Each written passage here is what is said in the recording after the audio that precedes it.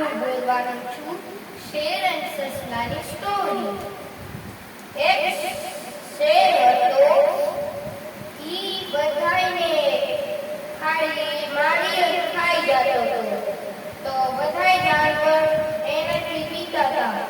શેરે કીધું કે બારી વાળીએ માર પાસે આવજો, હું મારીને ખાઈ જઈશ. પછી બધાય એનિમલ ડરવા માંડ્યા. એના પછી વાળી સસલાને મારવા ગયા. સસલા બધાય જાનવરોએ સસલાને કીધું કે મને મદદ કરી દે, આ શેર છે ને અમને ખાઈ જશે.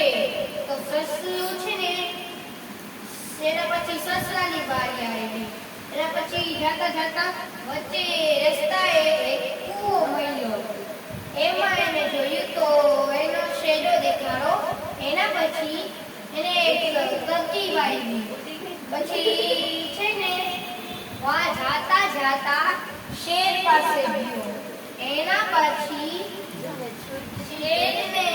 શેરે કીધું તું આ વાથી કેમ આવતો હતો?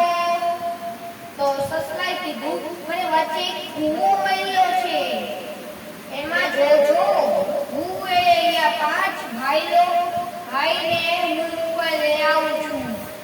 અને અહીંયા જો એક બીજો શેર મળ્યો છે, ઈ બોલે છે કે હું જંગલનો રાજા છું.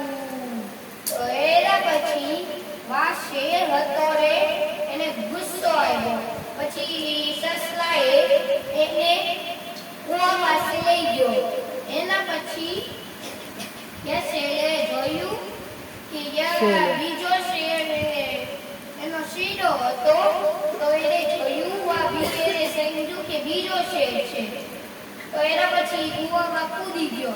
એના પછી બધાય જાનવર બચી ગયા અને બધાય જાનવરે સસલાને થેન્ક યુ કીધું. હવે આ સ્ટોરી છે. Thank you.